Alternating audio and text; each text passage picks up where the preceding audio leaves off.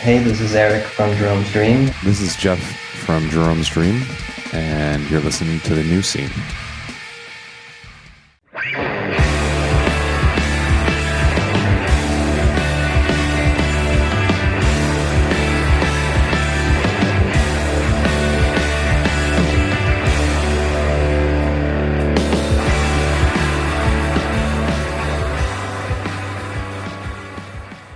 Hello, everybody, and welcome to The New Scene. This is Keith. And Tommy. And we're back. That's right, we are both back to bring you the finest podcast content that is out there. I can't think of a better show. Can you, Tommy? No, absolutely not. Well, listen, this is an exciting episode. We've got Tommy back for his annual visit to the show. Tommy, I love when you're here. You know why? Because when you're here, it's like you never left. We get to do the old intro. We get to have fun. It's a good time. I'm excited to hear what you have to talk to me about because I talk to 10-year-olds all day and a 4-year-old. So this is going to be exciting to have a conversation with an adult. This is going to be good. And we're very excited to have Egin Kongoli back from Respire. Egin has not been on the show since 2020, and a lot has happened since then. Respire just put out an excellent new record called Hireath, and we talk about the record, we talk about the New Friends Collective they've got going on up there in Toronto, and New Friends Fest, Tommy, which we were just talking about. You actually turned me on to Respire a few years ago, and I didn't remember until I listened back to the old interview with Egin. I actually didn't remember until you reminded me. I literally, when you said it, I was like, oh shit, that's right. Like I had to think about it for a while. It came up on, when I was looking through YouTube, I think it came up things like artists that are similar to like Godspeed, or artists that are similar to, or somehow associated with, maybe it was Deaf Heaven maybe. And I think that's what it came up with. And I was like, oh shit. And I just clicked on a video that was New Friends Fest, and it was maybe a 40-minute video from New Friends Fest 2019. And I saw their performance and I was blown away. And I was like, I got to show Keith. Yeah. You turned me on to them. And quickly after that, I heard Denouement. And I've been a fan ever since. The new record is excellent. Everybody, you've got to hear it. And this conversation with Egin is excellent. Tommy, do you remember that Egin was in law school? I do remember that, yeah. I knew you would. You will find out if he graduated on this very exciting episode. I can't wait. Of The New Scene. And look, that's coming up shortly. But before we get to that, I must first beg you for Apple Podcast reviews. We are well past 300 on Spotify, but we need a lot of Apple Podcast 5-star reviews. We've got to hit it hard. There's been a couple more trickling in, but if you have not rated the show, open up your iPhone, open up the podcast app, search The New Scene, scroll down a bit, and hit that 5-star button. And Tommy, you know, if your kids have phones, or your relatives, or, you know, your wife, like go into their phone, open up the podcast app, search The New Scene, and scroll down and hit that 5-star button. We've got to get it up to like 250. We have to. I was just going to say the twins have to get phones this week. So I will do it on their phones the moment I get them. Excellent. All right, so we've got some new reviews coming in. Also, you can follow us on every platform at New Scene Pod, and we have shirts for sale at our store at Death Wish Inc. Also, don't forget to support Iodine Recordings. Candy Hearts, You Could Be Anyone is a new collection of B-sides and rarities from the beloved pop-punk band. The tracks span 2010 to 2016. It's mastered by Jack Shirley at the Atomic Garden, and this release is limited to 100 cassettes in purple tint. Also, Candy Hearts will be reuniting at Fest in Gainesville this October to commemorate the 10-year anniversary of their classic LP, All the Ways You Let Me Down. You know Candy Hearts, that's Mariel from Best X. And speaking of Best X, they will be performing at the Mercury Lounge in Brooklyn on August 28th. No Man have summer tour dates and some shows coming up with the legendary Coalesce. You have to go to one of those. Check out their page or the Iodine page for a full list of dates. There's a pre-fest show on October 23rd at Will's Pub in Orlando, Florida, featuring Further Seems Forever and a slew of other great bands. Hey, I played that show last year. Go check it out if you can. It's a great venue and a good time. Piebald and Hot Rod Circuit are playing October 10th in Pomona at the Glass House and October 12th in LA at the Echoplex. Dead Bars have tour dates starting this week on the West Coast. Check their page or the Iodine page for a full list of dates. Also, Tommy, make sure you check out the band Love Letter. Everyone Wants Something Beautiful is their new record. It's one of my favorites from this year, and I think you'll really like it too. Sign up for the Iodine newsletter. You'll find out about releases and everything else first. You can sign up at iodinerecordings.com and make sure you follow the label on Instagram at Iodine Recordings. Also, don't forget to support this month's sponsor, Death Wish Inc. Quick, Tommy, favorite Death Wish Inc. release? Go. Oh, shit. A Life Once Lost a Great Artist. That's a great one. Mine is Greet Death, New Hell. Okay, and here is some updates from Death Wish Inc. State Fault's Children of the Moon. The new LP is out right now. State Faults will be on tour with Pianos Become the Teeth this fall. Listen now and buy tickets at statefaults.com. The new self-titled LP from Chastity is out September 13th. You can listen to the new single called Summer All Over Again right now. They'll be on tour with Fucked Up this September. Listen now and buy tickets for the tour at chastitysongs.com. Also, there's a Death Wish vinyl blowout sale going on right now. $3 7-inches, $10 LPs, and $15 2X LPs. Hundreds of records at very low prices from Death Wish Inc. and a ton of other great labels too, so make sure you pick something up this week. Head over to Death Wish Inc. for more info and follow the label on Instagram at Death Wish Inc. Okay, so make sure you check back in with me and Tommy in segment 3. We'll do a wrap-up of the conversation with Egin. And Tommy and I have a lot to catch up on because he hasn't been on the show for a year. And I've got some very special things planned for him and us. But right now, we are going to speak to Egin Kongoli of Respire. Enjoy. All right. We are here now with Egin Kongoli. Egin, welcome back to the show. Hello. Thanks for having me back. Yes, Egin, it's great to have you back. You know, the last time you were on the show was almost 4 years ago. Can you believe that? It's hard to believe 100%. I can't believe it. November 2020 was the last time you and Rohan were here. We were still the Northeast scene. I still had a co-host. And since that time, the very fabric, the very course of our lives have completely changed. Everything is different. A lot of things have happened. And I'm going to ask you about all of those. But first, Egin, I want to ask you, how are you doing today? Today I'm doing pretty good.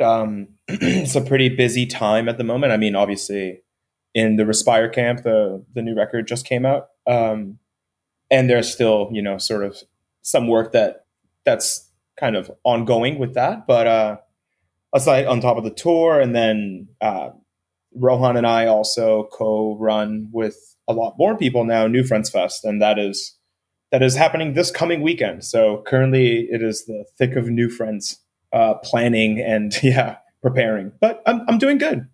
How are you? I'm pretty good. Let me think about that. Whenever someone asks me how I'm doing, I always have to think about it for a minute. Okay, there's a lot of good things happening, but I'm just thinking about things a lot, and some good, some bad. You ever? All right, let me ask you this, Egin. You ever get into a rut where you just feel like unhappy with everything? You feel like social interactions aren't going well. You feel like you're getting dissed. You feel like you just feel disrespected. You don't feel good in general. Like technically on the surface, everything is okay, but you're just kind of in this like somewhat rundown mental state. For sure. 100%. I think it's a pretty inevitable state of like doing creative things. All right. Because that's how I feel. It's like a couple little things go wrong in a row. And then I'm like, well, everything is terrible. I have to burn it all down.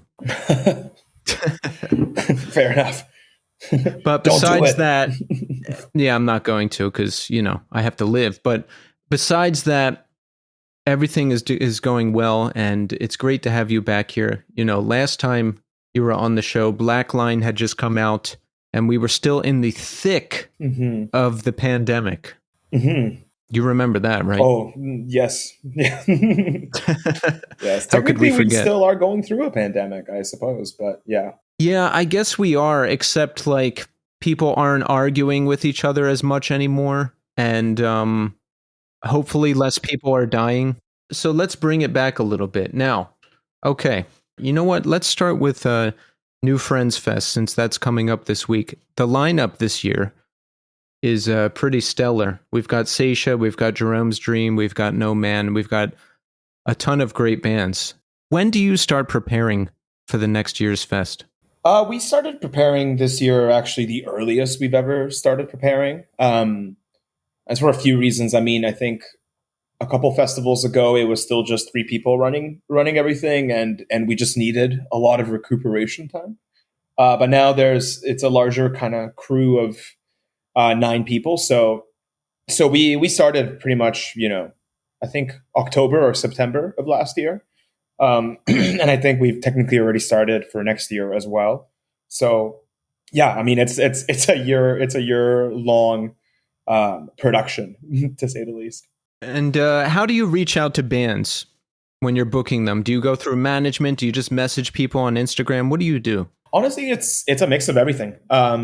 It's more or less all of the above. It depends on the bands and how they're sort of set up. Some bands will have bookers and agents that we have to go through, which is totally cool. And then other times it'll be through email. I mean, we prefer to do everything by email, but Instagram gets used plenty of amounts as well.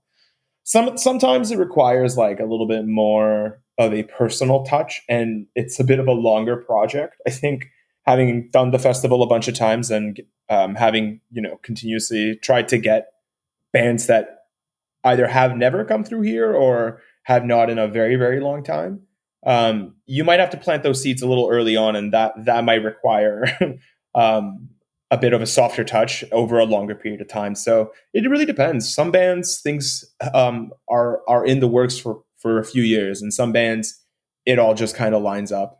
Sometimes they even ask us. So yeah, it works out in all sorts of different ways. Yeah, when I saw that Seisha was back, I had Billy on the show, and he was talking about how all the shows that they do now, they want it to be for a cause, right? Not just to play the show and get a paycheck and go home.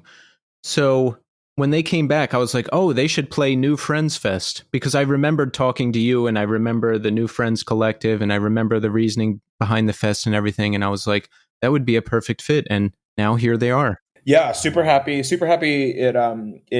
came to be this year for sure. I've sadly still have yet to see them on this reunion run.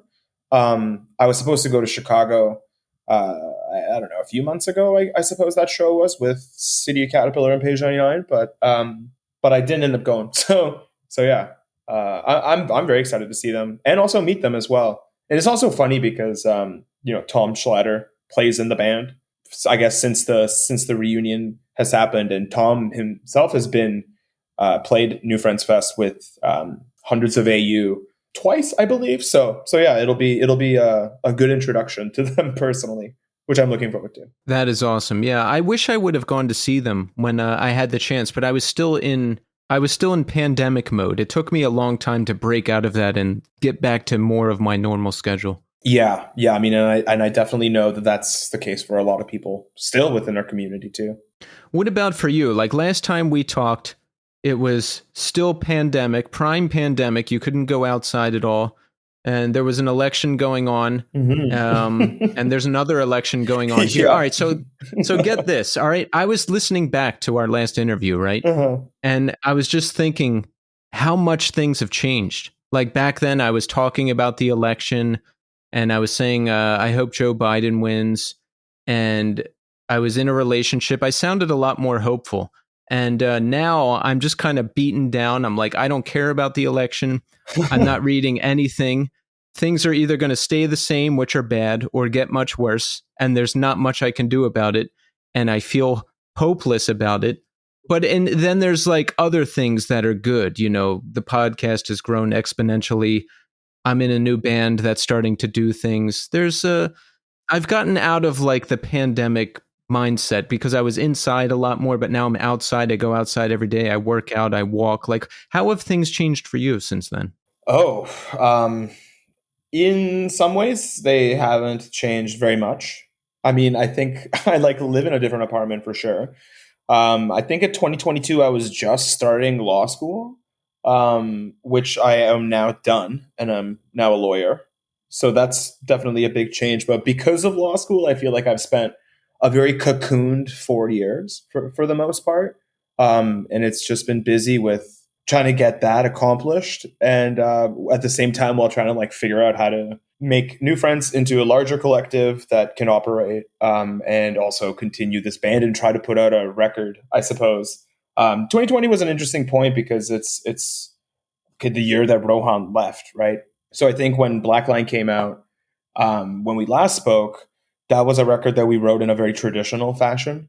We were in a room every week at that point, just working on music together, and it worked a lot faster. And fast forward 4 years, and it took us that entire time to put this record out. So that's a huge amount of time, and it's not like we didn't have probably some of these songs started on when we spoke last. We probably did. so so yeah, it was I think Rohan now living in Austin, Texas, pretty much full time all the time. We see him when we can. Luckily, we continue to do a lot of things together, and I mean, obviously, Rohan and I talk every day, pretty much all day, because of the things that we do together. So that's but yeah, it's been an interesting 4 years. So he stayed in Texas. He's like a full American now. Really? Yeah, yes, Rohan is a full American citizen. I mean, there's been some other big changes in the band. Travis is now a father, which is obviously a big. Darren's also married. I think that happened in the last 4 years too. Yeah, and obviously Travis is also married as well. But yeah, lots of changes. I mean, I think for the most part, the band has like just gotten older. I'm happy to hear that you graduated law school because you said you had just started last time you were on the show. So you are a lawyer now. Yes, I had my bar ceremony and everything, so I can finally say I'm a lawyer.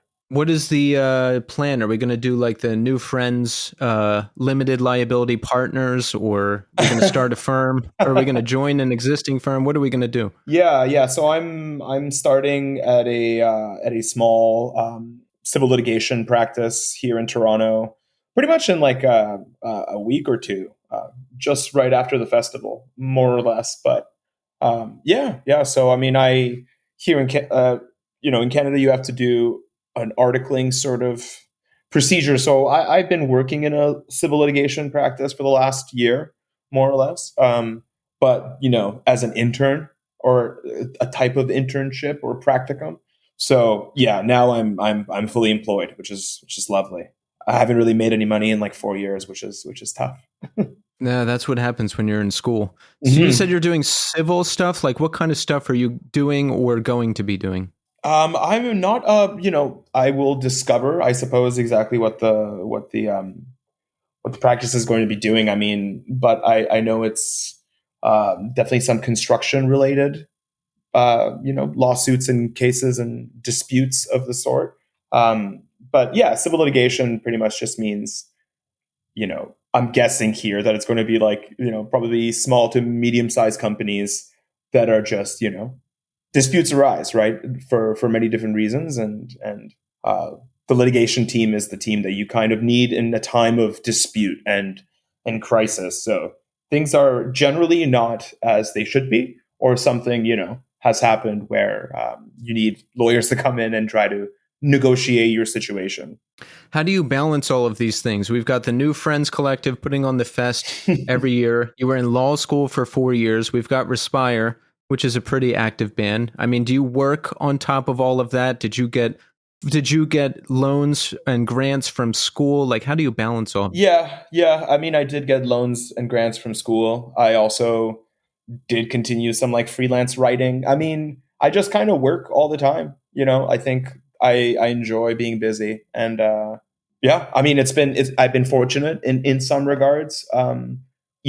School does offer some law school is a pretty busy time, but like, summers and things of that kind do give you a bit of a break to, and the new friends kind of always at least always falling in the summer has been helpful. And just kind of, I don't know, time management, Respire seems like maybe a busy band, but it's a lot of the work is always behind the scenes, and is something that can just kind of happen all the time. So yeah. But yeah, I mean, things also change, right? I mean, I think my involvement in new friends is not what it used to be. For Rohan, it's definitely not what it used to be, and I'm sure in time I'm also trying to figure out ways to make that work less. So, I don't know. It's just like I mean, I think I'm personally not quite yet ready to let go of either of these things in my life. So, I will try to find the time or move the work as best as I can. When we spoke last, you said the New Friends Collective started because you wanted to book shows that weren't happening in Toronto anymore, like shows you wanted to see. Mm-hmm. But you didn't want to burn out like other promoters were. A promoter would start up, do a bunch of stuff, burn out, and then be gone. So you wanted to do this thing together to share the workload, right? Yeah, absolutely.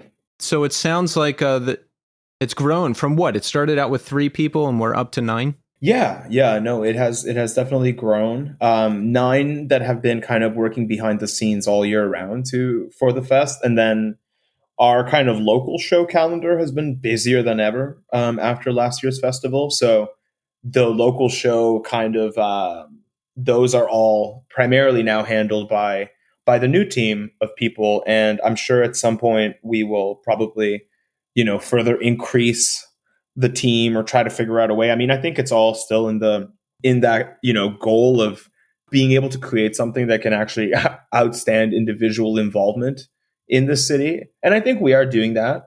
I think we're finally at the point where some of the 3 original people that started New Friends are considering kind of their exit, whether it's now or soon to come, which is fine, and I think so.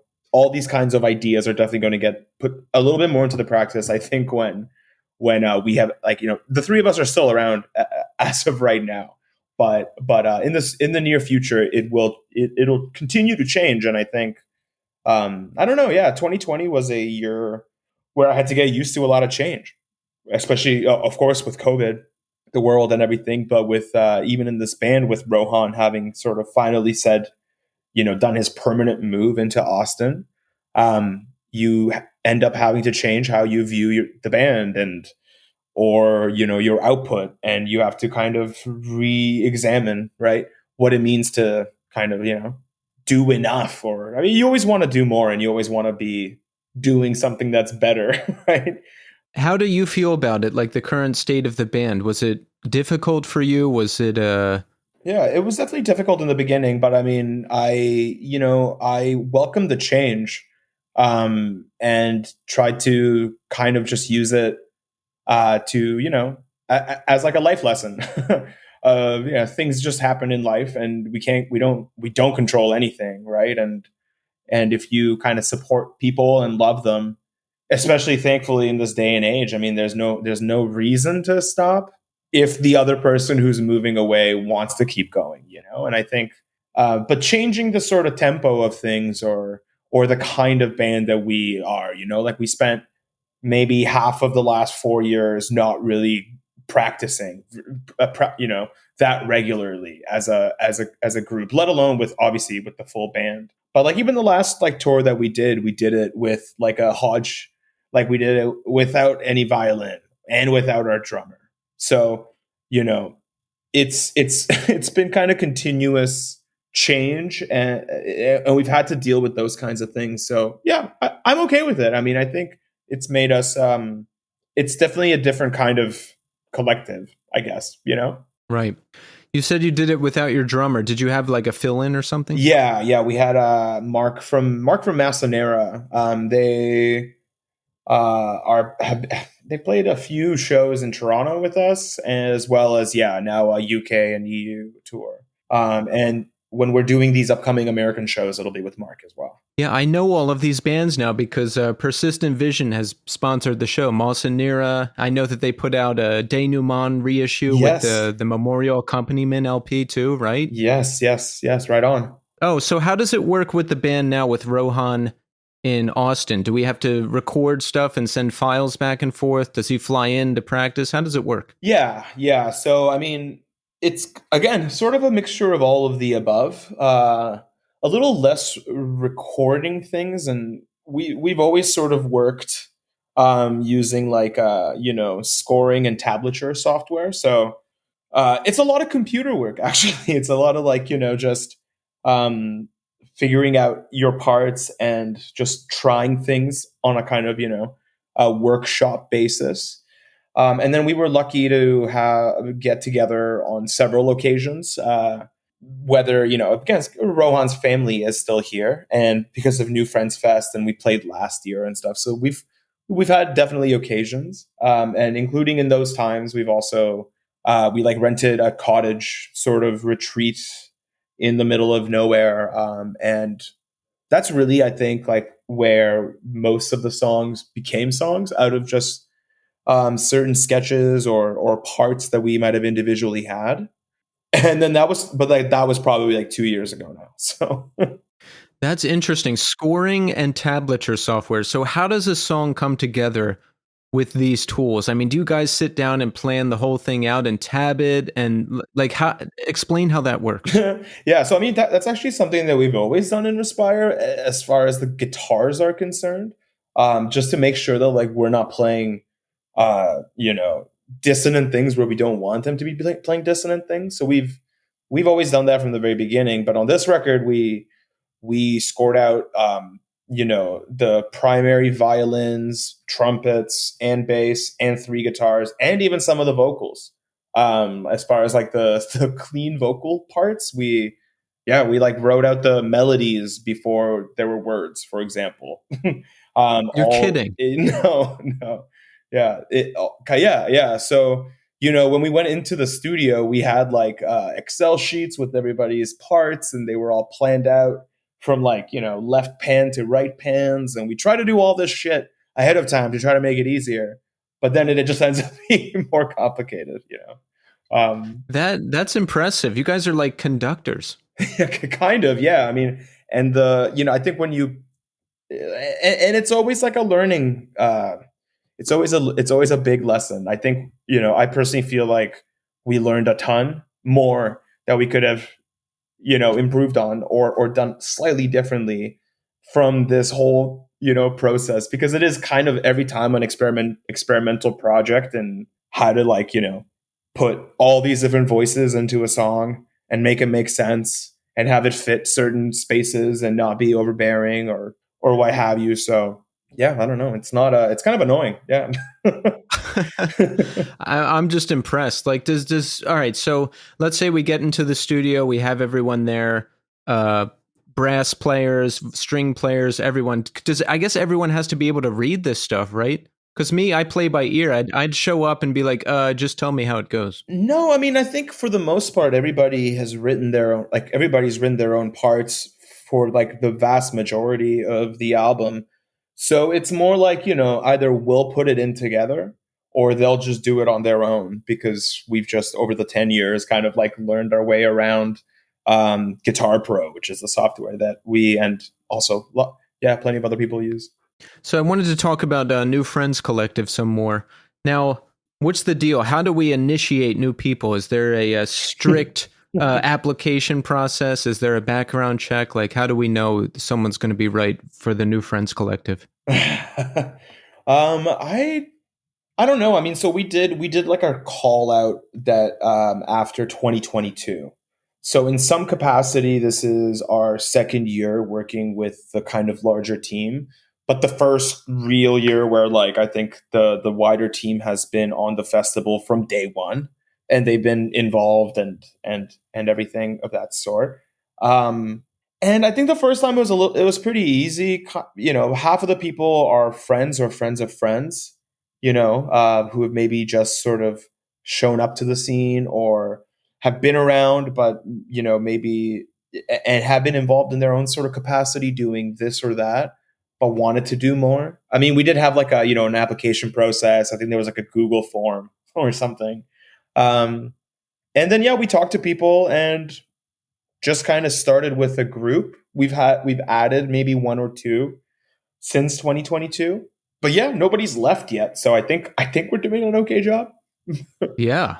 That's a 100% retention rate. Exactly. We love that. So if you're not as involved anymore, or you don't want to be, like, what happens? Do you just check in with people to make sure things are done? Like, how do you know everything is getting done and getting done correctly? Yeah, I mean, we do have like a weekly status call every Thursday. Usually during the year, if it's not so busy, maybe that's like, once every 2 weeks. But yeah, no, there's like a Discord chat with lots of different channels and threads, and people are, different people are responsible for certain different things, right? Like whether it be a show that they booked or that we are running under the kind of New Friends Collective, or if it's, getting some messaging out or making the next posters or whatever it might be. It usually just gets delegated. And then, we're kind of making sure the wheels keep spinning, I suppose. This is very organized. I like it. Oh, it's extremely so. Yes. Yeah. So it's got to feel good, right? Because, last time we spoke, you said around, I guess, 2012 through 14, a lot of gentrification in Toronto, a lot of venues disappear, and there's not as many shows. So it sounds like you're still doing a good number of shows and that they're still happening. I mean, does the scene remain? Does the scene that you've built remain? Well, it's actually really interesting, I think. That's probably a huge difference since we talked last, is the fact that, COVID, I feel like, just was a great big reset button on the city in some regards. And I think particularly in our sort of niche DIY scene, it's almost like night and day to after COVID and before COVID. I mean, I think our scene now is full of a lot of like younger people who have sort of recently come in, maybe since just COVID as well, and just seeing what's going on and continuing to sort of follow and come together. We've had way more bands get formed in our city in the last couple of years than there were for the last, the most of the last decade. At least in our little niche scene, of course, because there's always bands in Toronto. But it's been really exciting, honestly. I noticed the change pretty immediately as soon as we started doing shows again after the pandemic. And the first festival right out of the pandemic was a little rocky, but as expected. And then last year was amazing. And also with the larger team, a little, way less work and stress on us. And then this year we're like sold out and at capacity. So I think it feels very good for sure. That's awesome. How much has the fest grown over the years? Like, how many venue changes has there been? How big has the audience gotten? We've been at the same venue now. And so the building that we're at right now, it's called the Lithuanian House, and there's like 3 floors there. So we've used 2 different combinations of those 3 floors for the last 3 years. But we pretty much, we're at capacity of that building right now. And that's like around 700 tickets, ish. Give or take however many. So yeah, I mean, I think, I imagine we will try to get bigger, but it also comes with challenges in the city. As we talked about last time, there's not a wealth of venues here that survive or that can sort of handle what we're trying to do, which is this, 2-floor. I suppose since we talked last, Lithuanian House, yeah, as I said, we run the alternating sets on 2 different floors, which is great because it allows everybody to have a little bit more time to set up and get ready to play.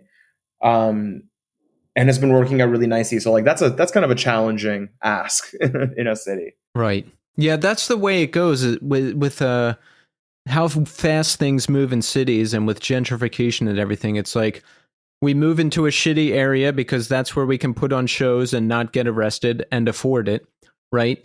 And then everyone moves in and then it gets gentrified, and the music gets pushed out to the next shitty neighborhood, and then that one gets built up, and then we get pushed to it. That's what happened here in New York City. Like, things were happening in Bed-Stuy, then they're out. Things were happening in Williamsburg, they're out. Everything's in Bushwick now. So New Friends Collective, New Friends Fest. This isn't like a structured business where people are getting paid, is it? Or is it like mostly a volunteer, we're working together thing? Yes. Yeah. This is a volunteer but working together sort of endeavor. Yeah. I mean, as far, maybe are we hoping to, be able to. So the reality is that the work that is put into the festival or those local shows like can't really be compensated in a proper way, right? I mean, both for myself and for anybody else that's working to do this kind of stuff. I don't know of a way to be able to pay any sort of a wage, right, for the actual amount of hours worked. So, even if we do kind of give any sort of honorarium or whatever it might be, it's kind of pennies, to the actual labor that's put in. So yeah, I mean, I think at the end of the day, it is really us, it's and it has its own finances and everything, right? So it's mostly just like an entity that we are helping to grow. Yeah, no, I understand that, because this podcast is like a self-sustaining thing. I couldn't quit my job and live off of it. Same thing with my band, right? It's a passion thing. I do these things to live, to feel alive, and I imagine that everybody involved with the New Friends Collective feels the same way about the work they're doing there. 100%, and I think to a degree, it's also the same with Respire. I mean, like all of us have full-time career jobs or are married now and have spouses or are raising children in this crazy world. So I think like it's like it's a business for pleasure. I guess. Right. And at some point people aren't going to want to do that forever, and that's totally reasonable and fair as well. And I think at this point my outlook is like, however it survives and however it continues, if it does, that's awesome. And you just have to kind of constantly remind yourself, in my opinion, that you're like doing it for the fun of it, to be to do things with your friends, to just get to enjoy the otherwise kind of grueling existence that is living and working and doing all these things. Right. All that time and energy has to go somewhere. I used to just go to dive bars and get high and get drunk, and I did that for a really long time. And then when I stopped doing that, all that energy, all that effort, all that brain power had to go somewhere. So now it goes into creative endeavors and musical endeavors and all that stuff. So if you're not getting high and getting drunk and getting fucked up all the time, you're probably doing something. Yes, that's very true. Very, very true. We got sober around the same time. How are you doing in that regard? Good. I mean, it's definitely a similar thing to what you just said, right? I mean, I've used the work to keep my life steady, and myself, right? I mean, I think it's more than just this like external thing, but it's also you're working on yourself to be able to do these external things, and to like set goals and achieve them and all that good stuff. So yeah, I don't know. I'm doing okay. Yeah. How do you keep yourself centered in modern days? Like for me, things have changed. I used to be all gung-ho 12-step recovery. I was involved. Well, I'm still involved with that, but there's more now. Like there's things I like about 12-step recovery and there's things I don't like about it. So I access it for the things I like, and I ignore and leave the rest. So that's still part of my life. I started going back to my psychiatrist because that helps out with like other stuff. I just have a very active mind, and sometimes I misinterpret things, and so the psychiatrist will help with that kind of stuff. And since I'm in a new band where I have to scream, I started getting in physical shape for the first time in my life. So I started running and doing body weight exercises and some dumbbell stuff, and that's good. That's helping out with things. So the combination of those three things plus working constantly on stuff keeps me centered. How about you? Totally. I mean, I think for me, it's sadly mostly on the just working constantly on things that has that has been like the majority of my last 4 years, especially through COVID and then law school and even like working at a law office where you're sitting down most of the time. I've like definitely let some physical health stuff, kind of fall to the back. And I feel it, as you said, when you play music. I definitely feel it. But yeah, I don't know really. Mostly it's just like the work and the music and just taking things kind of step by step. I think things feel very overwhelming at in its entirety for sure. It seems like I do a lot, but in most of the time I'm just trying to kind of meet achievable goals and just kind of keep that routine of trying to work. But I'm definitely nowhere near perfect, and I could do with a lot more. I don't know, like organization of my chaos. I also just kind of like chaos. Yeah, me too. It's a different kind of chaos these days, but Yes. Yes. some chaos is good sometimes. So Respire has an excellent new record that just came out, and it is called Hireath. I'm saying that correctly, right? I think it's Hireath or something of the sort, but I think this is going to be something that I have to defer to a true Welsh.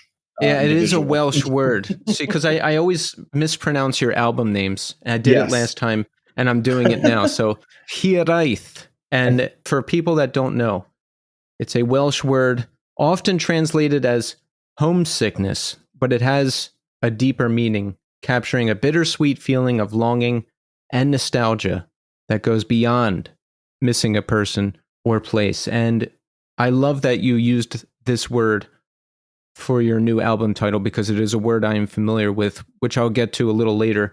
But what does it mean to you? How does it tie into this record?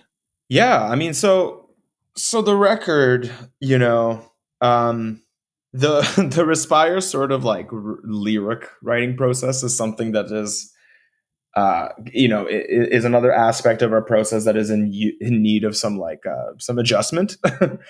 In that I leave everything to the end. And so yeah, I don't know. I had a lot of ideas about this record, and I think immediately, the music itself sounded a little more celebratory or joyous in some regards. So I wanted to, I had ideas about like trying to make it sort of have like this dichotomy, in the same way as the Smiths might or something, where things sound potentially cheery but are actually not at all. And we've written songs sort of about immigration or being a foreigner before, but I think I wanted to also, maybe open up the songwriting process lyrically and have it be something that's, maybe just not completely only out of my brain. And this was something that Rohan and I could both work on, with both of our individual experiences as having been somewhere that you weren't always from, and then going back home somewhere, quote unquote home where you're technically from, and having that world and having to kind of deal with that identity of, maybe not feeling like anywhere is your home, and just kind of being in the middle of these places and these kinds of imagined concepts of home.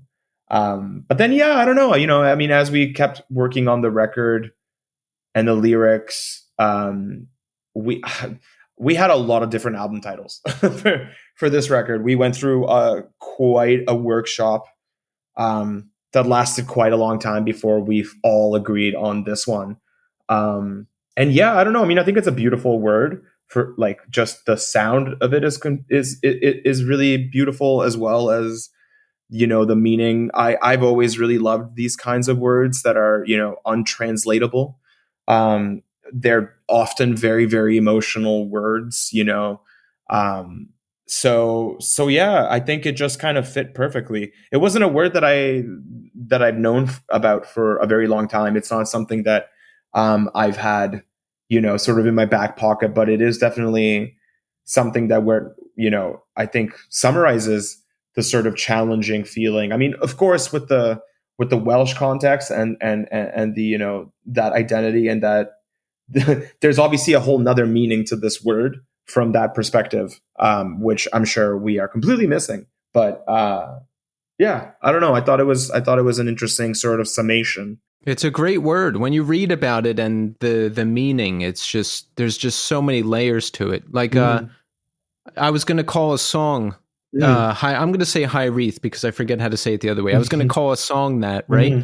And then I saw that another band had a song called that and I was like, well, I could still do it. And then I saw your album come out and it was like Hireath and I was like, all right, I'm going to shelve this one for now, but maybe let's see what's going on in a year and maybe I'll still use it because it kind of fits something I'm working with, but it's a great word. Yeah, I just found out about it recently too, and then when I looked it up, I was like, "This is so cool." Yeah, so I love the new record. Okay, so Blackline. You know, Blackline. I imagine like a big cinematic, fast-paced car chase, right? And then the car goes off the cliff in slow motion, and there's two people in the car, and there's like a final embrace before it like explodes into flames, right? That's the visual I get for Blackline. And for Hireath, it's like, you know, I imagine a drive through a familiar place, right? Like a let's say 40 mile per hour drive, 30 mile per hour drive through a familiar place. And we haven't been there for a really long time, but we come back and a lot has changed and all these memories and emotions start flooding back in. Sometimes we're happy, sometimes we're sad, sometimes it's a mix of both. Like that's kind of the visual I get when I sit down and listen to this record. Okay, yeah, that's cool. I mean, I'll definitely take it. I think there's definitely that going on in there for sure. Am I way off base? No, not at all. Not at all. No. I mean, you know, it's like when you work on like a record like this for 4 years, there's a lot of ideas that get thrown into there. So, you know, I think, and with also the way that I try to write this one lyrically, I try to keep things maybe a little, I try to be as kind of vague at times as I could, or maybe not so like on the nose, while other times admittedly on the nose. Yeah, I don't know. I mean, I think there's definitely a few things going on there. I think the motif of like water, and sort of, you know, big voyages, big changes were always part of this stuff. And sort of, yeah, like the, you know, challenges of balancing identity, of your own identity with like a place, you know, or a place in a time, I guess would be like a better way to put it, that can't really exist anymore, especially when you like are completely removed from somewhere as an immigrant.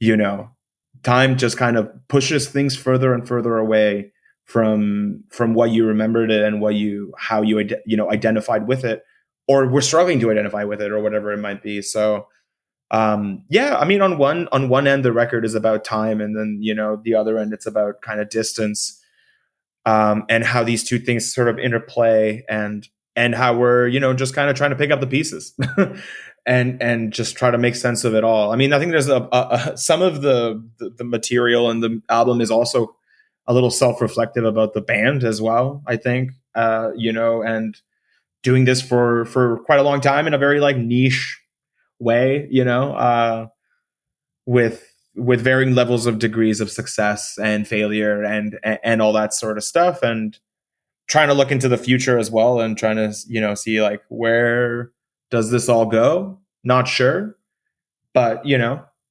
we are going to be there no matter what, regardless, fighting for it. I like that. Yeah, I think about that kind of stuff sometimes, and it can be overwhelming. Like, on one hand, I could say not a lot has changed, right? I'm still in bands, I still play shows, I still go to shows. Okay. Not an incredible amount has changed. And then on the other hand, I could say everything has changed. I know different people. Some people are here, some people are gone. We're all older. Everything's different. Nothing is the same as it was, and it can be like crushing. Do you feel those extremes? Of course, yeah, of course. I mean, I also just, yeah, there's also the, you know, it's great to like do the same things, but it's also, you know, gives sometimes pause, right? And you're like, shit, I'm still doing the same things. Like, should I be doing the same things? Should I maybe be moving on with other things? Or so, those kinds of challenges and that kind of question. And like, how much has changed? Do you need to change? I think there's like no answer to any of it really. And, I also like personally look to a couple other records, that sort of deal with those kinds of questions about like age and involvement in arts. And yeah, I don't know. I mean, What records do you look to? I think Cursive was a band that like I was definitely thinking a lot about when writing some of this record, at least in certain moments. I think they do self-reflection really well in a very like fun but biting and interesting way. Not to say that this record does like that a lot, or that was the attempt, but that one was definitely something. I mean, yeah, as usual, there was like definitely a pretty big collection of music that we were, looking to for different sorts of things. You mentioned being an immigrant earlier. Mm-hmm. Now, your family was born. Your family is from Albania, Mm-hmm. and then you moved out of there around the end of communist rule and ended up in Japan. Correct? Yes. Mm-hmm. How long were you in Japan? Until I was 10, so 8 years. That's a pretty significant amount of time. Yeah. I mean, looking back at it now, it's a pretty small part of my life. But of course, at the time and when I moved here, it was most, if not all, of my life. Like that's really all I knew. Yeah, and then Rohan moved. He was born in India and he moved to Canada as well. Sort of around the same time as I did, but he's a couple years older than me. So yeah, it's I think for both of us, I mean, Japan is obviously a very interesting place, but it's not. It's obviously not where I'm from, and Albania is sort of I guess the place that I return to all the time. Like I was just there, sadly for my grandfather's funeral, but not like maybe 2 months ago. So my mother's there right now. I mean, so there is a reality, I think, of this. There is a commonality and shared experiences within the migrant story that I think either go unnoticed or untalked about. And I think migrants, especially these days, with the current political, the way politics are shaping up, are becoming kind of the new boogeyman. I mean, there's obviously several of these kinds of things running about, and it's very, very easy to just kind of like um, look at all migrants as the same and deny their experiences from that sort of perspective. But yeah, I think there's something to be said about the fact that like our world is like it's something that has changed in 4 years, is that like somehow we've gotten even more chaotic today than we were 4 years ago in the middle of a pandemic. And that trend is probably not going to like go away. Like things are only likely going to get, we're going to face some big challenges, right? And something that we wanted to talk about on this record was the fact that like I think as migrants you get used to like shaky ground, right? Like you're not really sure. You might not be sure about where your life is going to be in 5 years, and things might just get completely upended for you. And that's something that I think a lot of migrants have to deal with. It's something that other people that are not migrants yet might have to deal with and become migrants themselves. And this is a crisis that we're going to just continue to deal with as like global warming and geopolitical conflicts kind of just destabilize things. So yeah, I don't know. I'm just rambling now, but No, it's important stuff you're saying, and I do you ever feel like that still? Like that you are on shaky ground or that the future is unsure just in terms of being an immigrant? No, and yes. I think yeah, I think I've at times lived a pretty shaky life in the past. So I think, it's that shakiness and that sort of abrupt change in identities and places to live definitely had like it's, some waves on my life. Now, do I think that that's really where I am today? Not really, no. I've also been in Canada for a very, very long time. Rohan lives in America now, and I'm sure, he deals with an ongoing newfound challenge, right? Like he's back in Canada right now, but this is like his first time, I think, this entire year that, maybe not, I don't know. Anyways, but yeah, like I think so. So I feel pretty stable. Yeah, not too shaky these days. Does Canada feel like home to you? Yes and no. Again, like I don't think when I came to Canada, I don't think I really had in mind that I'd stay here forever. And I've probably kept that mentality. But now I'm, in my 30s and I haven't left. So, I don't know. I think it's as much of a home as I've ever known, for sure. But it's definitely complicated and gets more and more like, I think it's complicated when you're face to face with your kind of immigrant distance and family and things like that. It's like, if you're just kind of stuck here for years and years, it's very easy to, of course, just kind of get, feel very localized in Canada. But I think when, if you happen to be very close to your family who's living abroad, my parents talk to their parents every single day, so whenever I see my parents, which is like every week, I'm speaking to them every single day. And then, you have all these memories of the painful goodbyes and just kind of this repeated cycle of farewells and good, hellos as well and farewells again. So, yeah, I don't know. It's like, it reminds you that things aren't that clear cut and simple, for sure. Right. Where else would you go if you could? Oh, I don't know. I mean, I technically always really wanted to go to the States, but that's election times are I feel like, it's always the year that I would want to do that the least. So Yeah.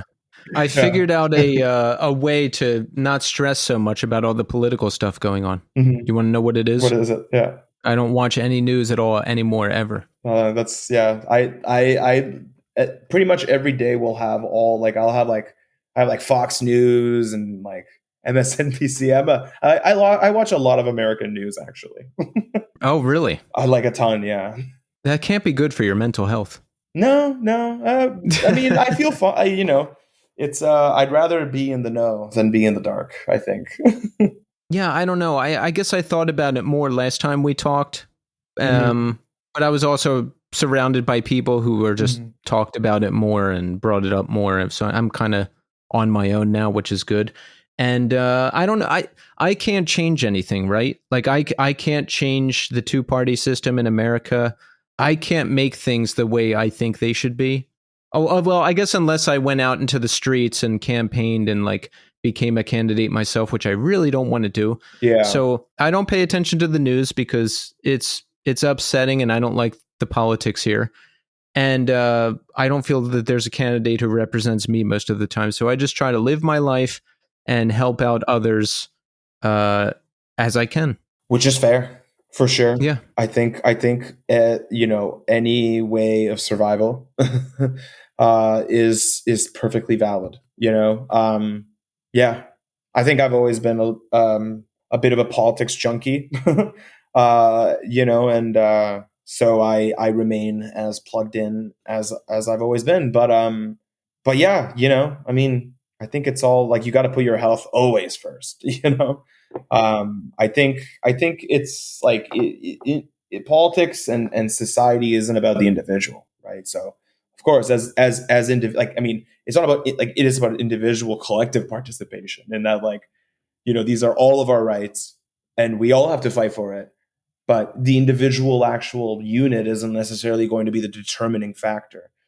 But, like stagnation or like apathy, or just, kind of shrugging it off is how, the NSDAP got in charge of Germany in the 1930s. I mean, they were radical in the 20s, and by the 30s came around, people mostly just kind of, accepted that was the way that things were going to be. So I don't, in some ways, like I agree that I think the world that we are living in is very toxic. I mean, I think that's the biggest problem. I think it's the media and technology. I think that's like the issue, like whether or not like the facts themselves aren't the problem. I think like what's happening in the world as it happens is important to know. The sensationalization of that information to try to gather emotional responses and create like media addicts out of everybody, that's obviously an issue. Yes. But yeah, I don't know. I mean, I don't have a solution. I don't either, but I'm thinking about what you said with what happened in Germany. That's interesting. Yeah. It's like, could we get so desensitized that we become, well, that's what they say, right? I mean, it's like sleepwalking into autocracy is what happens. It's what happened in Italy. It's what happened.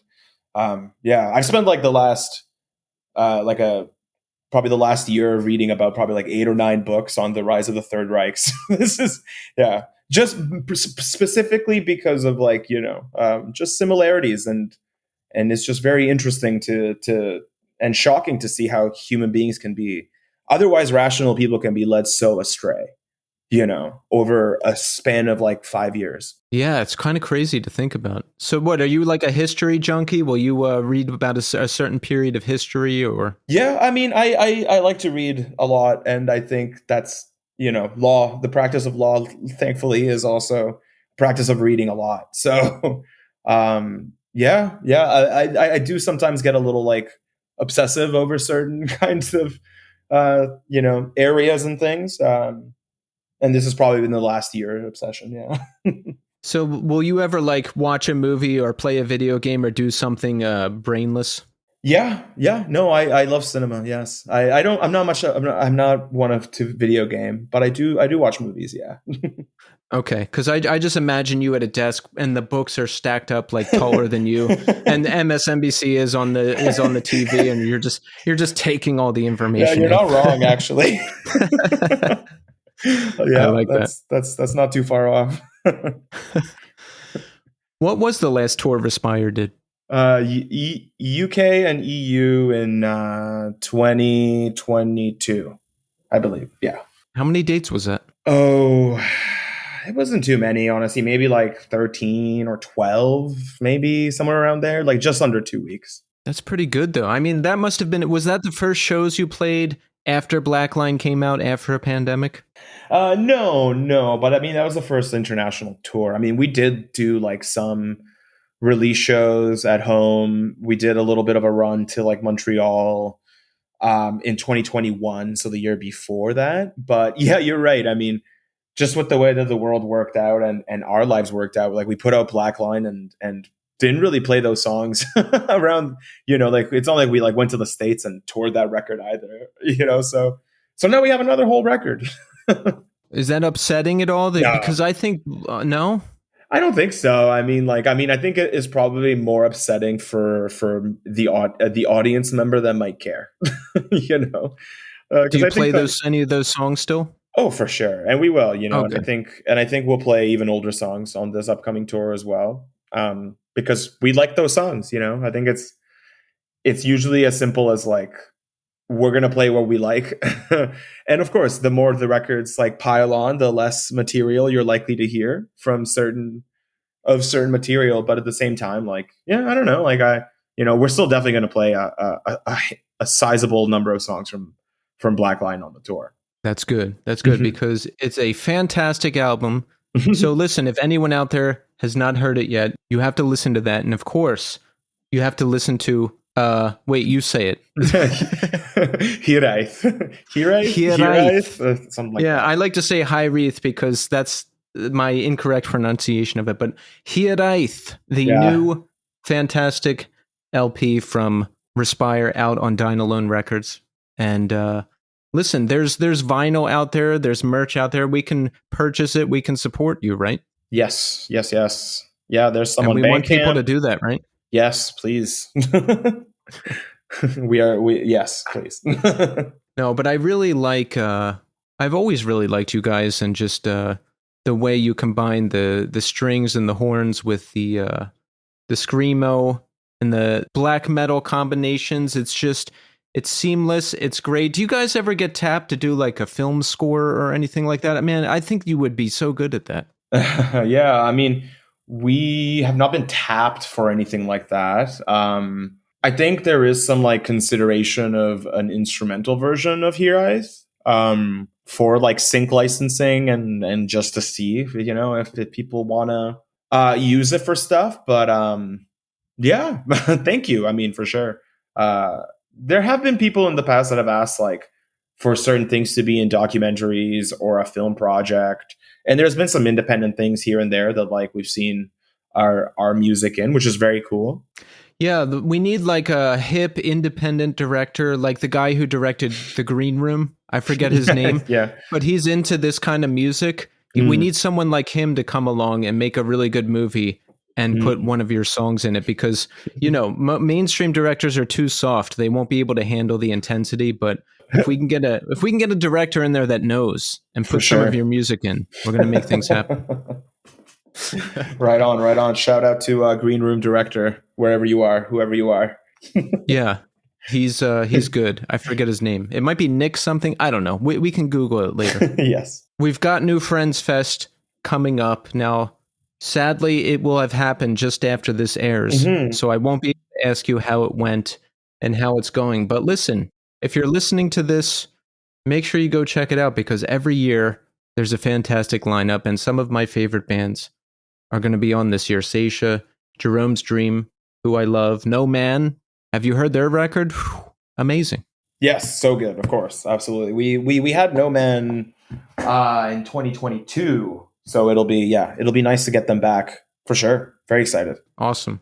So you said you have the European tour coming up. When's that kickoff? Oh no, American tour. Yeah. No, we're in September. We're coming to the States for our first time. I believe. Ooh, I wish I had this date in front of me. 1 second. Wait, you're coming to the States for the first time, you said? Ever, yes. 10 Ever? years, yes. You're kidding me. No, I'll like some of the places we're going I've never even been to in my life. Wow. Yes, I'm very excited. Yeah, let's look those up. Oh yeah, I confused. You said you went on a UK tour in 2022, but now there will be the first Respire shows ever in America. Are you playing New York City? We are playing Gold Sounds in Brooklyn on the 13th of September. I think I'm going to have to go to that. Yeah. Well, I'm looking forward to meeting you. Yes. Our first show is in New Brunswick, New Jersey, which is also close by on the 12th. Oh, great. How many dates in the U.S.? So we got our visas for the next year. So the hope is that we'll be coming back several times, and hopefully just doing like little pockets of things. But this one is, what is that? Like 9 days? Yeah, 9 days in the States, and then a 10th day in Toronto, which is going to be our sort of like, tour homecoming, record release party at a church in Toronto. Nice. I'm surprised these are the first U.S. shows ever. Yeah. Well, I mean, it's not that easy for Canadians to come perform in America. Least of all when there's like 7 or 8 of you, and when one of you has been wanting to become an American. So yeah, So we've just never gone through the visa process. It takes some time. It takes some money. And it's always been easier and cheaper to do Europe or Mexico or somewhere else. And now we are deciding to do it. That's exciting. Well, I'm looking forward to seeing it. Are we going to have the whole thing, guitars, strings, brass, everyone? So on this run, we're going to have everybody for part of the run. TBD on which part. Our trumpet player Emmett is on tour with his other band, and I think we're gonna like pick him up somewhere in the States. That's the hope, anyways. But Eslin on violin will be with us the whole time. Amazing. Yeah. Have you been in the U.S. before? Have you visited here? I've just been to Brooklyn and New York like a dozen or so times. Yeah, that's about it, really. I've been to Grand Rapids, Michigan once as well. How do you like New York? Oh, honestly, I love New York. Yeah. It is one of my favorite places on the planet that I've been to. When Rohan was in his courtship phase, his now wife lived in Brooklyn, so we would drive together. I mean, he'd do the driving, I'd be the passenger princess, and we'd go down to I don't know, like 3-4 times a year. for several years. So yeah, no, I love it. I love Bushwick. I love Brooklyn. I think New York is a very special place, and I really wish that I had lived there at some point in my life. Maybe it'll happen. Who knows? There's still time. There's always time. Yeah. I didn't move here till I was 30, and I've been here for 12 years now, something Wow. like that. Yeah, I love it. And you know what? I love Toronto too. I've been there at least, I don't know, 8 times because of work, and it's a great city. Yeah, it is a nice city, and next time you come through, you should totally let me know. I will, but I'm going to come to that show because Please. I didn't realize that these would be the first Respire shows in the US ever. And you know what? That's a big deal to me and to others, I'm sure, as well. Yes. Yeah, it's not really, I guess, advertised that well, but yeah. I'm sure we'll try to let people know a little bit more as it comes closer. You got to plaster that all over everything. Be like first and only Respire shows in the US ever. Even if you're going to come back, just say that this is it and this is your one chance to see this fantastic band. Scarcity mindset. How has the response been to Hireath so far? It's been really good. Yeah, it was a little tough to be sitting on this one for like 4 years. We usually drive ourselves a little crazy. I definitely drove myself a little crazy this time. You like go back and forth between like being happy with it to having criticisms of it and things you wish you could have done differently. And like when you sit on something a long time, is you just endlessly continue to consider those things. So it being out and being received at all by people, even if they don't like it, is great because it's just real now and not just like in my head. But it's been great. I think we knew going in that this was going to be a record that is maybe a little divisive, or I'm sure some people who liked our stuff before maybe are put off by it or are going to think that it's maybe a little different, or maybe they won't at all. But yeah, it's been good. People have been enjoying it, and mostly enjoying it a lot. So that's been good. That's great. When did you actually finish recording it? Last year this time. Last year, yeah. So you have been sitting on it. So you did have to sit on it a while. Yeah, it took just like post-production took quite a lot longer than we thought it was going to take. We were working on this thing all the way up until like maybe like, I don't know, the first few months of this year. So yeah, it was a very arduous process. What kind of stuff do you have to do in post-production? Are you working on mixes or are you editing? Like what's going on? Yeah, I mean, there were just some like timeline issues that's definitely slowed things down on our end for sure. And then, I don't know. I think the mixing process definitely took longer for us. I think just to sort of wrap our heads around. But yeah, I don't know. I mean, it's not an easy task to put all these things, all these little voices together into a cohesive song. And so I don't envy Jack Shirley's work, and yet I also am very thankful to Jack Shirley for putting this together so well. And it's also, the mix has been received quite well as well. So that's been nice to see, because that was a challenge. I think we just happened to like record guitar tones a little more, I guess, like indie rock on this one, and a little less kind of classically aggressive. And when we were in the mix portion of it, I think there was some like, there was just a bit of a challenge in trying to figure out like how and where everything was going to sit. But yeah, I'm very happy with how things sound. You pulled it off. It worked. I think you just got to like accept things at a certain point, like nothing is perfect in this world. And like, it's a screenshot or a snapshot of a certain time of you all coming together and what you could do. Right. So, I'm very proud of it in that, I mean, in all regards, I suppose, but yeah. And I can tell you from an outsider listening to it, it's fantastic. Just there's so many layers to it. It's aggressive. There's lighter moments. It's beautiful. I always love the orchestration that's involved. So at no point in listening to it did I say, oh, they messed up that part. They should have done this. Or, Rohan should have done this. Or Egin should have done that. No, I just listened to it and I was like, wow, I'm speechless. Yeah, thanks. I mean, and that's the thing is like we also like, I think as musicians, that like the things that you think of are not really likely going to be noticed. At least the bad things, or like the little oopsies might not be noticed. Um, Right.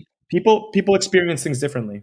Right, because what you said, that when you sit on something for a while, which I am right now, Hmm. you go through that. You're like, I love this. I hate it. It's okay. And then I'm like, oh no, like this one kick drum is off 42 seconds into the song. It's going to sound a little weird. Hmm. But like no one's really No, going to notice. No one's really going to no. care. I mean, I'm a musician and I listen to bands and I'm like, it's Hmm. just good. It's fine. Totally. Yeah. So wait, Jack Shirley recorded this? Jack Shirley didn't. He mixed and mastered it, but we recorded it here in Ontario, in Hamilton, with this our friend Sean Pearson at Boxcar Studios. But it was nice. I mean, this is the first record actually that we've done everything in kind of a studio sound controlled environment. Usually we've like DIY'd at least some parts of the production, but this was like, I don't know, 11 or 12 full days in a studio to get everything. Amazing. Yeah, Jack Shirley mastered my upcoming EP, and I was so happy that we could get him for that because he's Jack Shirley. For sure. He's mastered the last few records, but this is the first Respire record that he did the mix and master on. And it sounds great. Oh, it does. Mhm, It does. Thanks. Well, everybody, make sure. Wait, I was going to say make sure you go to New Friends Fest, but it will have already have happened. All right, next year, go to New Yes. Friends Fest because the lineup is going to be good. And make sure everybody listens to and picks up a copy of Hireath, because if you know Respire, and you should by now, it's just, we know what to expect. It's beautiful, it's sweeping, it's cinematic, it's heavy. We love it. So pick it up and come see them when they play their first shows ever in the US. I mean, I'll be there. What do we think, Egin? Right on. Yes to all the above, and thank you so much for having me.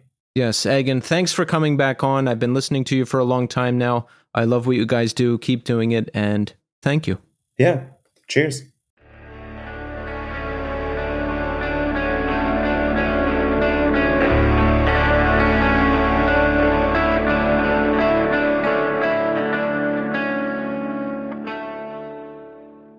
And there you have it, Egin Kongoli. Very happy to have him back on the show.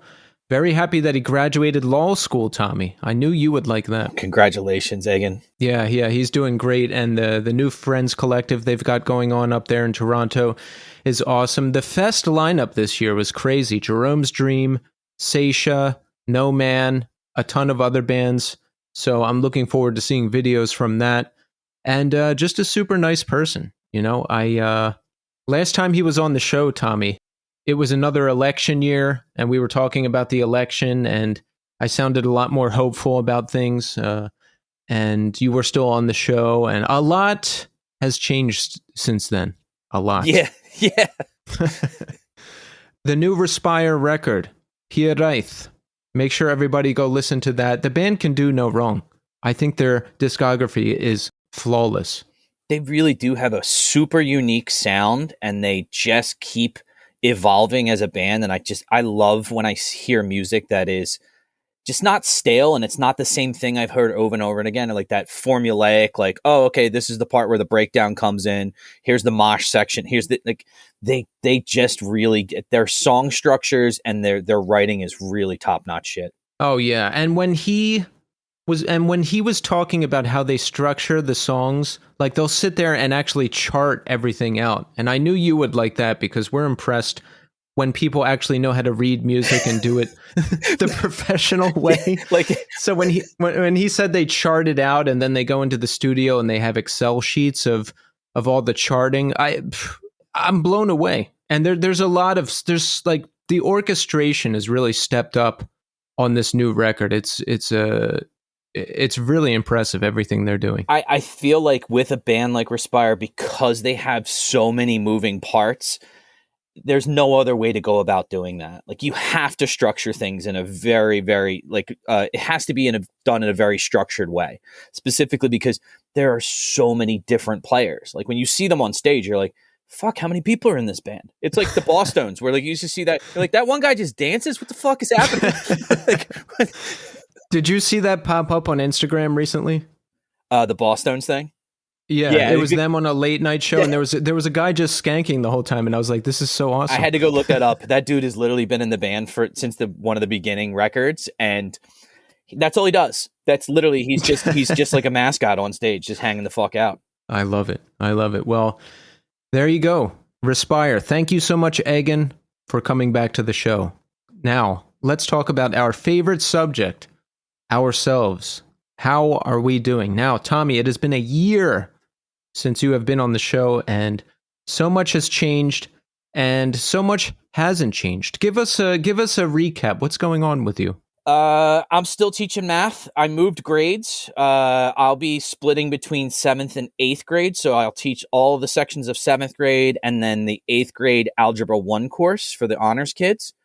So that hasn't changed. I still go back in the summer a handful of times to help with curriculum writing and making sure new teachers are prepared. So when they come into the classroom, they don't feel like they don't know exactly what's happening.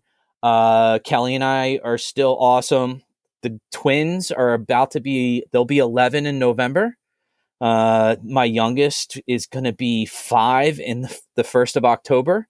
What else is new? Oh, we're having an addition built on our house. Oh, yeah. The addition is happening. The addition is happening. The architect has been out several times. We are in the final phases of planning. This is the fun part where Kelly gets to sit down and think about what kind of tile she wants on the floor and what colors does she want in the wall and what does the closet organizer look like. You know, it's a lot of the planning part of it. But after this, it's just cut the check and then wait for the materials to arrive, and then they start building on the outside of our house.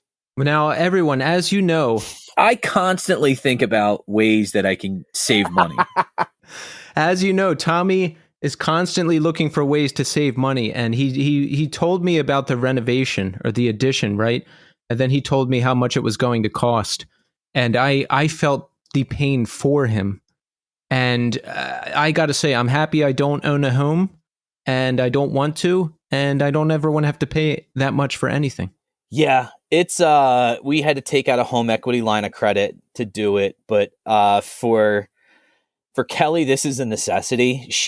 Yeah, it is, because when you explained why, yeah, like just the amount of space and what everyone needs, it actually is a necessity. It's 3 girls and my wife trying to get ready at roughly the same time in the morning, sharing the shower, sharing the mirror, sharing the sink. It's a nightmare for her. And the part that I always feel terrible about is by the time they're really getting ready for school in the morning, I've been at work for 15 or 20 minutes. So I don't have to deal with any of it. I just get up and then get my stuff together and leave. By the time I'm leaving, most of them are starting to wake up. So I don't have to deal with any of it. So to me, it's never been really an issue, but it's become increasingly more of an issue as the girls get older and they're like, well, I want to do my hair and I want to make sure I did this and I want to do, and it's like, okay, we got to figure something out with this bathroom. So that's what's getting added. Are you nervous about going back to school, or have you done it enough now that it's just, no, back to school? The one thing I am a little bit nervous about is I have a lot of kids coming in. When I moved to 7th grade math last year, I had already taught 6th grade. So I came in knowing every single kid's name. I knew their parents. I knew the phone numbers I needed to call if they were being a problem. This year, I have a whole new set of 90 kids coming in. So that's a little bit daunting, but at the same time, not an issue. I've done it for a decade plus at this point. Learning new names just takes some time, and I just have to be okay with, like, I tell the kids, like, look, I might call you the wrong name, or I might mispronounce your name for the first couple weeks. Just give me some grace. Yeah. Well, as far as what's going on with me, Tommy, here it is. I'm still doing the podcast, right? Awesome. Shocking, I know. And, well, the newest news is that Memory Entry is a band now, and we will have a release coming out sometime, I think, in the next 6 months. But Tommy, you have heard in advance of the music. Tell the people what to expect, but without giving away too much. Okay. Geez. All right. Don't give away too much. Wait, can I just start with this? Do you remember how Yes. you remember how you showed me the band? No. You texted me a link and you were like, "Yo, check this band out." And I was thinking you were like thinking about bringing them on the show, and I wrote back to you and I was like, "Look, I only got to listen to 2 of the tracks you sent, but that first track is amazing. Get these dudes on." And then you were like, "Oh yeah, by the way, it's my new band." I forgot I did that. Oh, I wanted pure feedback.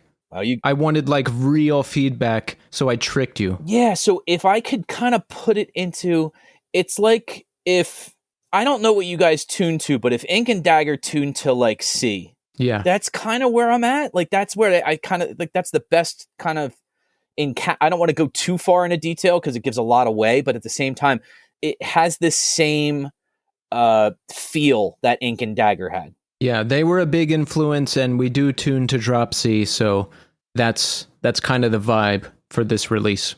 And that's going to be coming out. We played our first show. That went well. I've got the show coming up with This Day Forward, which we're getting ready for. So that's pretty much it. Those are the 2 big things. Those are like, it's been a lot of work. It's been a lot of work getting the songs recorded, getting them to sound good, getting everything ready for the release, but I'm happy.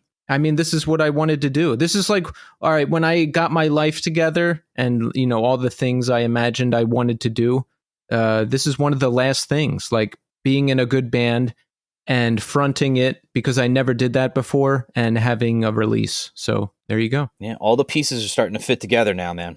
I hope so. Yeah, they are. So I'm just going to jam them together even more. So Tommy, since you're back on the show, I have something very, very exciting planned for us. Oh, wonderful. Do you know what it is? No. Any ideas? It's one of your favorite things that we've ever done on the show. Oh, it's the segment where That's right. It's the Pop Culture Minute. We are bringing it back because Tommy is back. And this is where we talk about all of the most exciting things happening in pop culture today. Who's in? Who's out? What's hot? What's not? And we're going to talk about all of that right now, after I let the song play for another minute or so. I don't think I ever let it play this long. It usually cut off. Like, you know, there's a whole like other minute to that song. Are you serious? It usually cut off. That was like a 5-second bed usually. Yeah, I did a longer one this time. All right, so here we are with the Pop Culture Minute. And, okay, so Robert Downey Jr., Tommy, is returning to the Marvel Universe to play Doctor Doom, it looks like. Your thoughts, go. I have never seen a superhero movie ever. And Never? Like none of them. Okay, so I saw you remember the original Batman with Michael Keaton? Yeah. I saw that one. And then that's good. Superman with Christopher Reeves. Oh yeah. And then that's it. But any of the stuff like the Guardians of the Galaxies, Avengers, Marvel, Spider-Man, none of it. Yeah, I'm completely burnt out on it. I've seen a lot of them. And for me, like after the Avengers series, the original one with Robert Downey Jr., there was 3 of those movies. After the last one, I completely lost interest in all Marvel stuff. And then, you know, they shifted to like other movies that I feel weren't as good or I just didn't care about. So it was a combination of me not caring and I think the movie's just not being as good anymore and being burnt out. I don't want to see it anymore. I don't want to hear it anymore. I don't care about it. I think it's ruining film, actually, because everything has to be a franchise now or a Marvel thing or a remake or some big tentpole, franchise production. So I feel like good movies aren't really being made anymore. After 2017, everything changed. So I don't care. Yeah, I didn't care before that too. So just like, yeah. So I just think like I haven't seen a movie. Do you remember when you were little and you saw Ghostbusters? I don't remember the first time I saw it, but I remember liking it a lot and watching it a lot when I was young. Yeah, I feel like there isn't a movie like that that's come out recently, or even the last like 15 years, where it's like a great movie where like, oh, I can't wait to watch this with the kids, and it's still funny as shit, and it's cool, and it's like, I don't care anymore. Me either. Same with Star Wars. I'm burnt out on Star Wars. I feel like they've ruined it. I did not see Return or the last, whatever the hell, the Rise of Skywalker. I think that was the last new Star Wars movie. Okay. And I hear some of the shows are bad.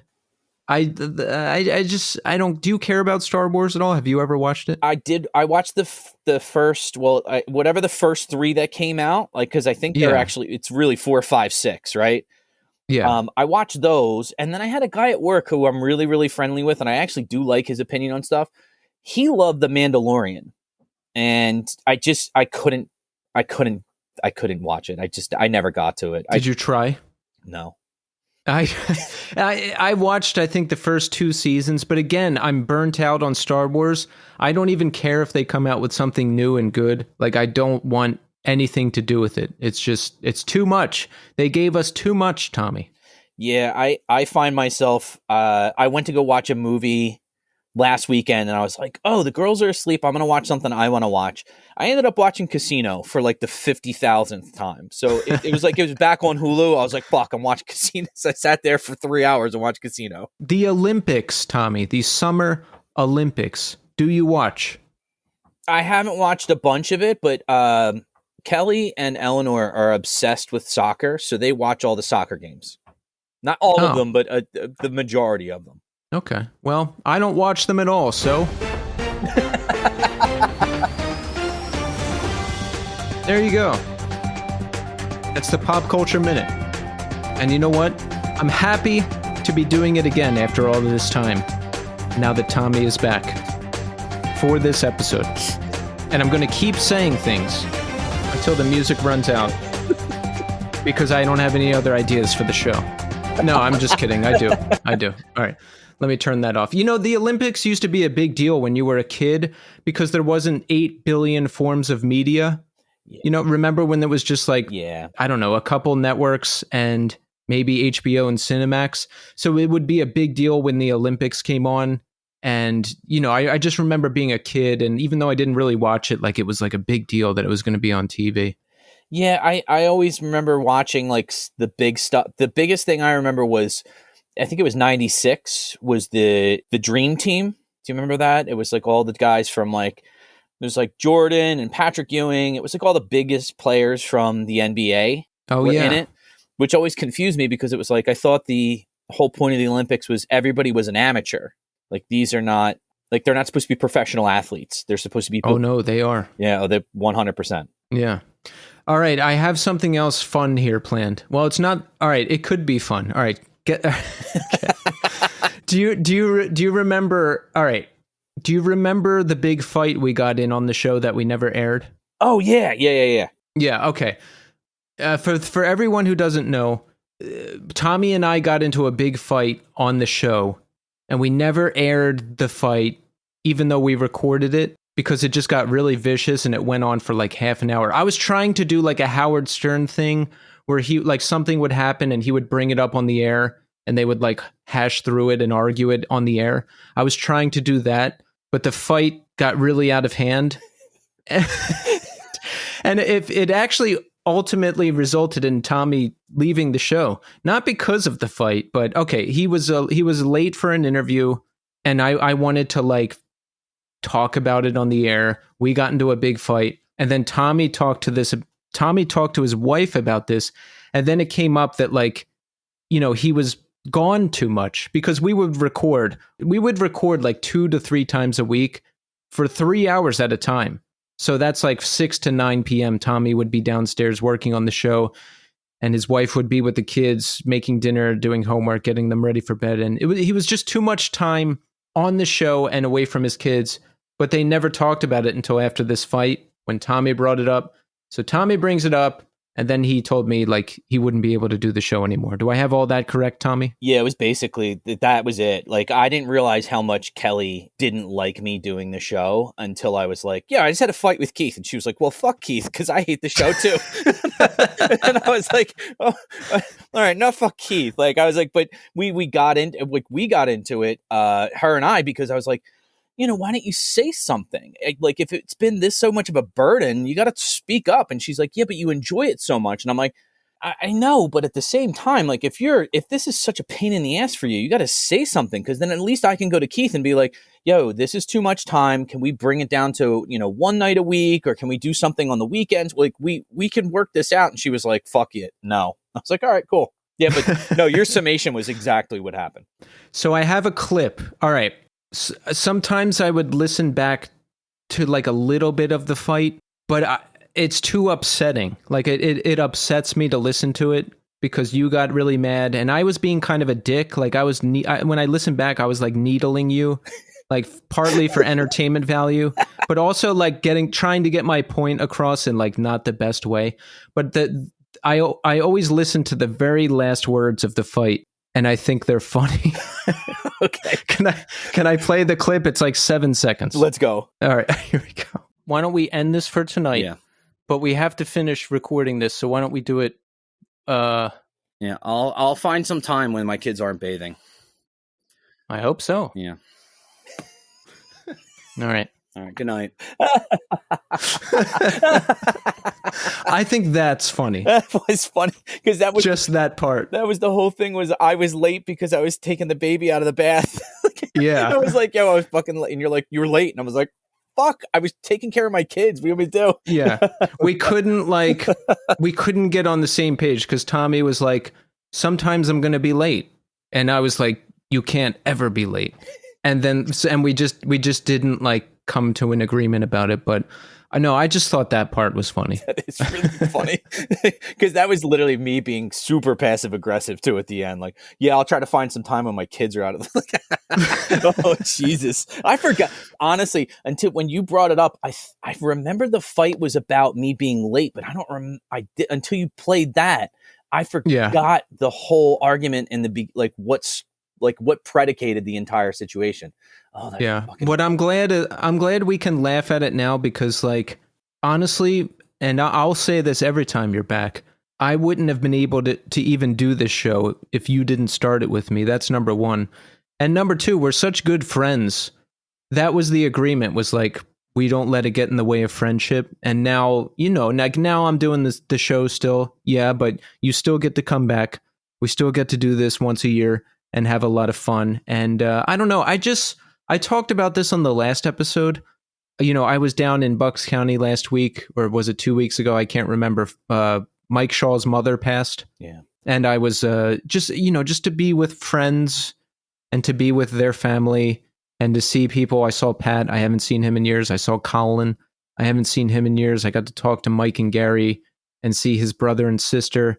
I just miss it, because like, I don't have a ton of friends up here, and the friends I have up here aren't like the friends I have back home. So I just miss that connection. It's just nice to connect with my real friends from back home. So that's why I'm always happy to talk to you too. Oh, nice. It's always, and we still always, I text you all the time through Instagram and just regular text. Like, when we find shit that's funny, like, I think on the course of a normal like month, or like, we text at least 3 to 5 corn videos or something corn related, or just funny shit that we find somewhere and we're like, yo, take a look at this. Or even actually bands, like, hey, check this band out. Like, that's our continuous conversation, is the same thing that we've talked about since we were 16 years old. Yeah, corn. There hasn't been much Costco talk. Oh, wait, actually there is. Whenever I see a Costco meme, I will send that to Tommy. So corn, still in the lifeblood of the show. Costco, not so much anymore, but we can talk about it when Tommy is here. I like that Saved by the Bell one where they're like going to Costco on a Saturday and they're like, dumb, stupid, dangerous. Don't ever do it. Like, hilarious.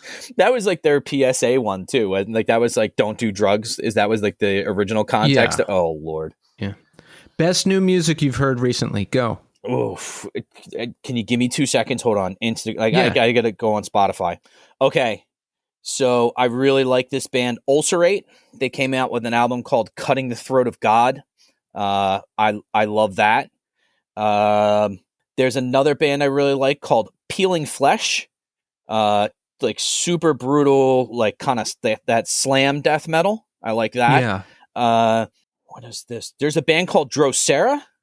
They put out an album called Visions of a Dying World, and then The New Glassing. I at least once a week I listen to 5 to 6 tracks from it.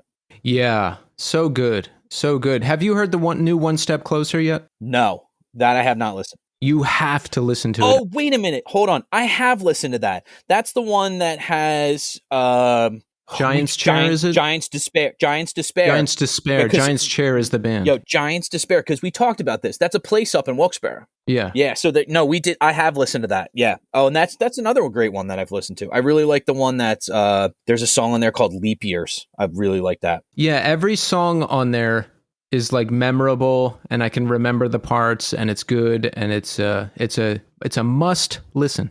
Yeah, I really like them. And then besides One Step Closer, every band I've had on the show this year. Exactly. There you go. Because pretty much whatever I'm listening to is who you hear on the show. Yeah. And I'm in a fortunate position now where most people will come on the show. A few haven't yet, but we'll get them, Tommy. We'll get them. Oh, I hope so. It's the instant you get Fieldy on, please I'd like to listen to the raw tracks from that one. We'll bring you back for that. Whenever it happens, we'll bring you back for that. I wonder what I should end the show with. Do we have a song, Tommy? What's our song? Oh, I mean, anything Hammock. All right. It's that song, Love in the Void. Yes. That's a fucking banger, man. Because it's not like the typical, like low key kind of Hammock style where it's more relaxed than anything else. There's a good 45 seconds in that gets almost like as close to heavy as Hammock can get. So there you go. We're ending the show with our favorite band, Hammock. The track is Love in the Void. And I'm back next week. I'll see you then.